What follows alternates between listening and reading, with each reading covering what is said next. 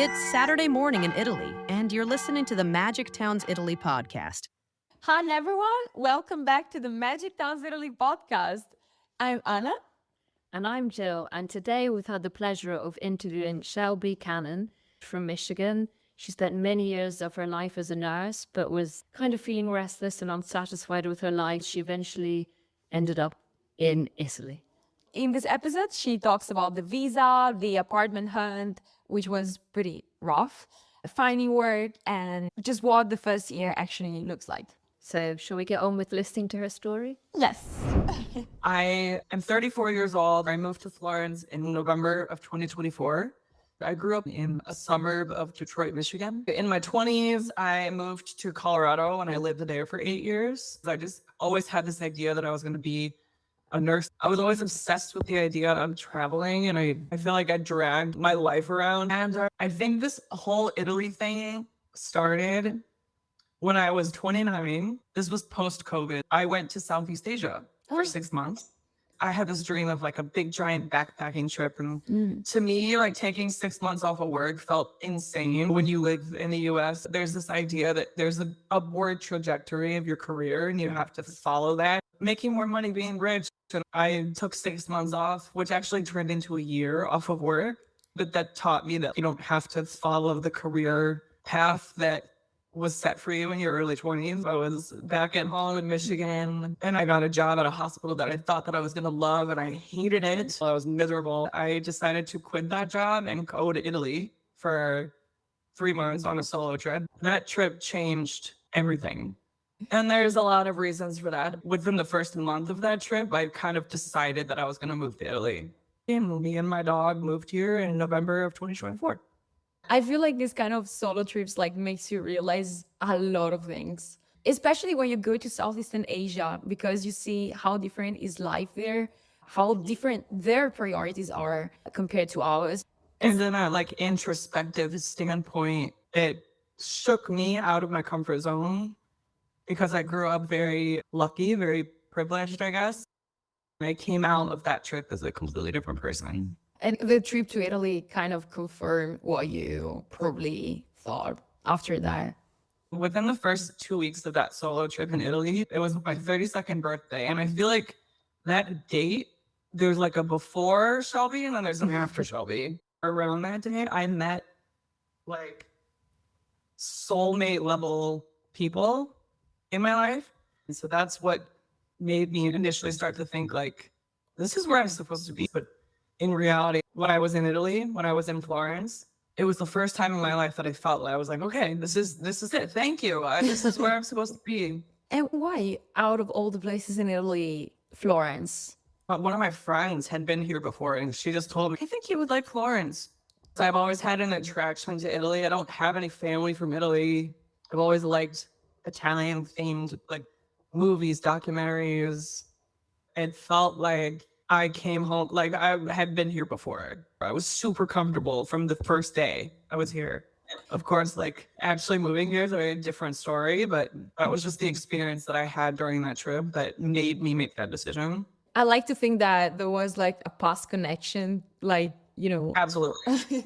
I was going through like grief and heartbreak, but I was also in this beautiful place and I was meeting people and I was learning Italian because I signed up for language classes on that trip, just to like meet people. But then I actually ended up learning the language very quickly. And so that helped make my decision to move here. And how was like your idea of Italy? You said that you felt the connection, but what has reality confirmed or completely shattered? Confirmed. There's a much slower pace of life here. Absolutely.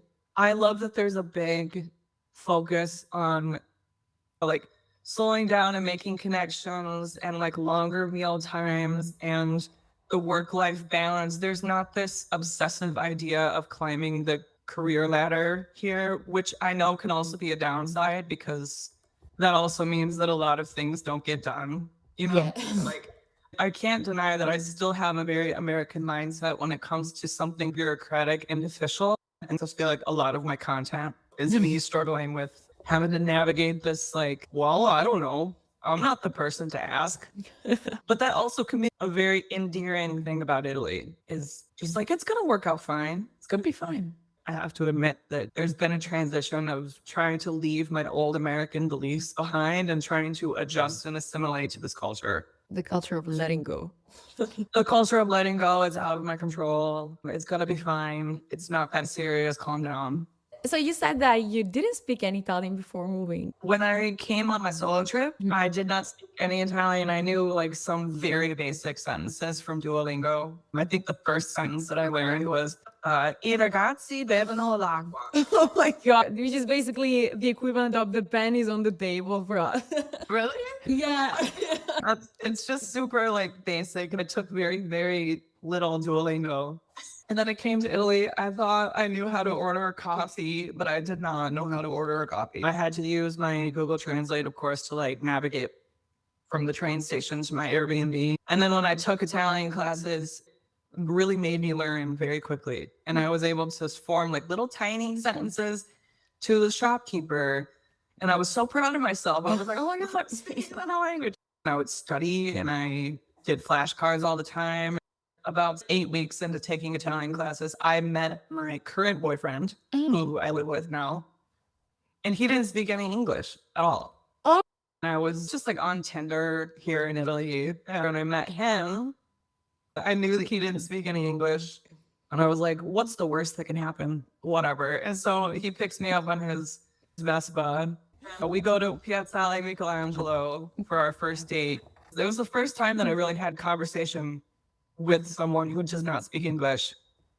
It wasn't like, hey, where's the bathroom? Can I order this pasta? What's this? It was actually like, so what do you like to do in your free time? Super crazy, but for some reason we're still together. So now you speak Italian together. I speak Italian all day, every day, basically. That's amazing. So you're lucky because Yes. you're forced to learn. Forced. Yeah. I can't believe that he stuck it out with me, because it was probably so frustrating talking to me, because I didn't, he's Moroccan, so he's also a foreigner to Italy. So he has helped me with everything, like the transition of moving here, like the emotional part of it, the language, bureaucratic stuff. He understands that side of it. So it's been really helpful. And I feel like him and I both have our own language together, because he's a foreigner to Italy. And talking about bureaucracy, which visa did you apply for? Was it complicated or? Okay, so after my solo trip, I was home and I was looking up the fastest way to move to Italy as an American. And the thing that I kept seeing, which aligned with my previous experience at my Italian language school, was to get a study visa. I dropped a bunch of money, signed up for a whole year of language classes, applied for the study visa with all the paperwork. That part was very smooth. My embassy in Detroit approved me very quickly. And then it was like, oh my God, I'm moving to Italy. Okay. And then I moved my dog here. That was a whole process. You have to take your dog to a vet. They have to make sure the vaccines are in order. They have to sign all this paperwork. You have to have a crate, and you have to book a plane ticket. I did a lot of plane research. It was a long process. But then finally, I came here with that visa, and I still, technically, my permesso di soggiorno is study still. Okay. And a year and a half, I'm still trying to figure out my long-term plan. And I guess I'll be very clear, I don't have it figured out yet. No. I didn't want to ask you about that because I know that it's a really like, you can feel the anxiety of that question. So I didn't want to ask. I'm a huge fan of just figuring out things while you're doing them. So I think it's going to work out. I still believe in my decision 100%.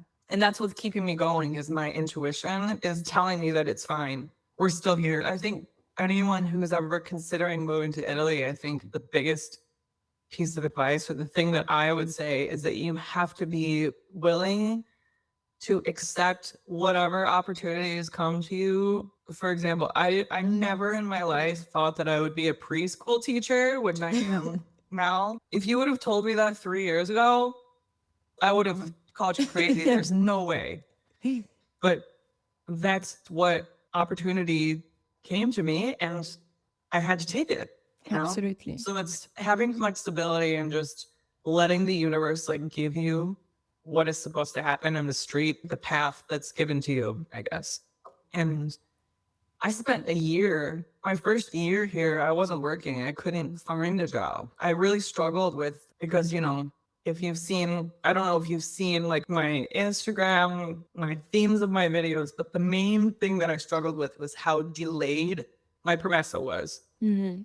This year of like not working, and just staying at home and saving as much money as physically possible has taught me so much about the things that I'm actually interested in. Like, I love reading, I love writing, I love making clothes, apparently. Yeah. And another common theme that I saw in your videos is finding an apartment in Florence that you said that was Sorry. that wasn't that easy. How was the process? So, yeah, it's still a struggle. When I first moved to Italy in the beginning, I needed, for my visa application, I needed a place to stay. And so I reached out to the last Airbnb that I had stayed in Florence for a month. I reached out to that family and I asked if I could rent that apartment, which is this one, if I could rent that apartment for my visa application. So for a couple months, just to have something. And then when I'm here, I would figure it out. Didn't know how difficult that actually was to do. So I'm still here in that same apartment. I'm not paying Airbnb prices, but I'm still paying more than what's normal in this area. So that's a huge downside. My boyfriend and I started to get serious about looking for apartments in the summer or like the late summer. And we contacted probably over 100, 200 people online. I contacted like hundreds of people on those apps, and very few people got back to me. I've spoken Italian to them, but I feel like they heard my accent. Their first question was like, "Where are you from?" And I'm like, I'm American. And they're like, "Oh, where's your boyfriend from?" And I said, "Oh, he's Moroccan." I had two people, I'm not kidding, two landlords hang up on me. And I thought that like the phone just disconnected. So I tried to call back a couple times and no one answered. That happened to me twice. I'm sorry for these people. It was so difficult. It was, you know, why are you here in Italy? How long are you planning to stay? Well, when are you going to move back to the US? Like, how much money do you have? What are you doing for work? What kind of contract do you have? Oh, I don't know if we can do that. It's been, and my boyfriend works at a really great job here. And so I think they think that I'm very transient, and I'm trying to explain to them, like, that's not the case. I'm here. I think having a lawyer at the beginning of all this would have helped me a lot. But the information about residenza is not very clear online about like the rules of why do you need residenza? Like, how can you get it? But after that really intense search where we got ghosted by landlords all the time, we got turned down by so many apartments, we finally just said, we need to take a break. I can't do this anymore. And so we took a few months off, and right now we're slowly getting back into the apartment hunt. Now that I have a little job, now that his job is more stable, I have like certified documents from my mother as a guarantor. So Yeah, wish us luck. absolutely. Basically, finding an apartment is like having to do lots of job interviews every time. It's the same feeling. This last one that we toured asked me and my boyfriend how long we've been together. Do we plan on getting married? They get into the nitty gritty. It takes a lot of mental energy to just type out so many introductory messages. And I do believe that everything works out the way it's supposed to. So I think slowing down and taking a break. That's how I got my job. I was getting turned down. I wasn't getting interviews. And then very suddenly, after a long break, I just got a job as a preschool teacher. It's one of the massive lessons that I'm forced to be taught right now living in Italy. Is just like, slow down, Shelby. It's going to work out. That lesson wasn't so expensive. And how is the cost of living in Florence? I think it's more than if you were outside of Florence, I think grocery-wise, on average, together, me and my boyfriend, we spend like 50 to 70 euros per week. Public transportation, I think it's the same across Italy. But I think apartment-wise, I think on average, you would, for an apartment that we want, something that has 1 or 2 bedrooms in it, would be 900 to 1,400 a month. I think that's pretty standard. I know Rome isn't much better. No, definitely. Even finding an apartment was a nightmare. I spent Then I was. hours refreshing, the page from my laptop for I don't know how many days. And then I found like one, which is okay. You have to be flexible to just like take what you can get. Absolutely. It's another thing that I've had to adjust, because now looking at my American self, I was so picky about the stupidest stuff, like what my apartment had to look like, what kind of material was on the cabinets, like what the kitchen looked like. It's the massive lesson of like learning how to be flexible with our non-flexible American brains. And has your lifestyle changed a lot since moving? Yes.